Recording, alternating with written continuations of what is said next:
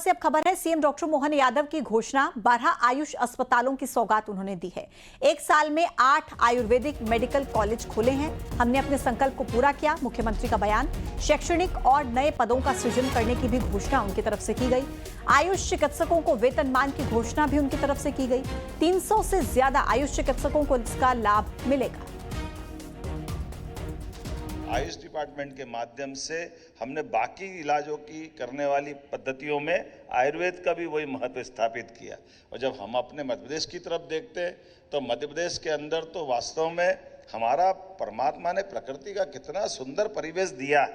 हमारे लिए हमने कहा कि आयुर्वेदिक कॉलेज खुलना चाहिए, तो जहां हमारी प्राकृतिक सारी आबो हवा है, सारी वनस्पतियां हैं, दुनिया भर से इस मार्ग से भी चल करके बड़े पैमाने पर हमारे क्षेत्रवासियों का, वहाँ के निवासियों का और विदेशवासियों का, सबके लिए वो अवसर देने के लिए, इसलिए हमने सरकार बनने के साथ ही कहा है कि हमारे यहाँ अपने राज्य के अंदर कितने मेडिकल कॉलेज खुलेंगे आयुर्वेद के। और पहली बार आज की स्थिति में एक साल में 8 मेडिकल कॉलेज खोल करके ये हमारे संकल्प की पूर्ति कर दी है कि लगातार कोई संकोच नहीं, आयुर्वेदिक मेडिकल कॉलेज खुले।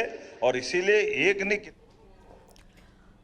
भोपाल में मोहन कैबिनेट की बड़ी बैठक हुई, जिसमें कई अहम प्रस्तावों पर मुहर लगी है। प्रदेश के सरकारी अस्पतालों में डॉक्टर्स के पद बढ़ाए जाने के प्रस्ताव को मंजूरी मिली है। अस्पतालों में 354 रेजिडेंट डॉक्टर्स के पदों को मंजूरी मिली है। 2 थर्मल पावर प्लांट्स को मंजूरी मिली है। 1320 मेगावाट के थर्मल प्लांट्स लगाए जाएंगे। धार जिले को मातृ वंदना योजना के तहत 20 करोड़ का अनुदान दिया गया है और हेलीकॉप्टर टूरिज्म योजना को भी मंजूरी मिल गई है। इसके साथ ही कई और अहम फैसलों पर भी मुहर लगी है।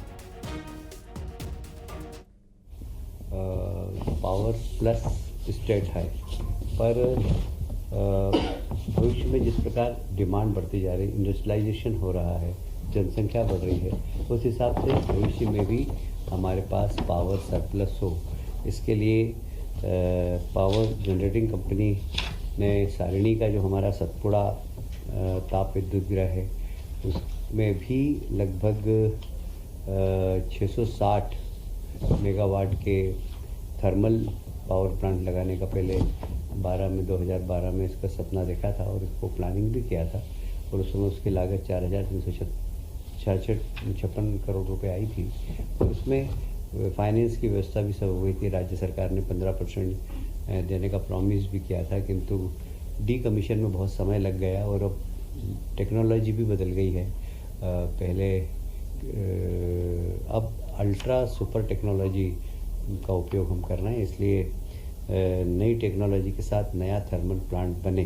टीस की शॉर्टेज थी क्योंकि हमारे यहाँ इसकी सुविधा नहीं थी। ये सरकार ने बड़ा अच्छा निर्णय लिया है। इसमें कुल हमारे सरकार के जो 13 हॉस्पिटल हैं, भोपाल, इंदौर, ग्वालियर, जबलपुर, यहाँ पर हमने 354 नवीन पद का सृजन किया है सीनियर रेसिडेंट के लिए, और ये एक इसका बड़ा लाभ मिलेगा। मुख्यमंत्री डॉक्टर मोहन यादव दिल्ली पहुंच गए हैं। जीएसटी सुधार को लेकर पीएम का धन्यवाद उन्होंने किया। बताया कि केंद्रीय जल शक्ति मंत्री के साथ बैठक होनी है। कहा कि राज्य में किसानों को कैसे लाभ मिले, इस पर भी बैठक होनी है। जो नदियों के जल का अपने राज्य के किसानों के लिए, उद्योगों के लिए, पीने के पानी के लिए सब प्रकार का उपयोग करता है। ऐसे में विश्व के पहले नदी जोड़ो अभियान भी मध्य प्रदेश से ही चल रहे हैं।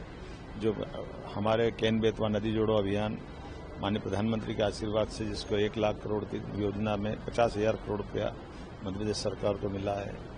पार्वती काली सिंध चंबल योजना जो राजस्थान सरकार के साथ है। ताप्ती परियोजना जो मेगा रिचार्ज प्रोजेक्ट के माध्यम से महाराष्ट्र सरकार के साथ इस पे हम काम कर रहे हैं। साथ ही साथ हमारे नर्मदा के वैली में गुजरात के साथ मिलकर भी वर्षों पुराने एग्रीमेंट पे हमने नर्मदा घाटी की परियोजना में काफी काम किया है। ऐसे सारे अब खबर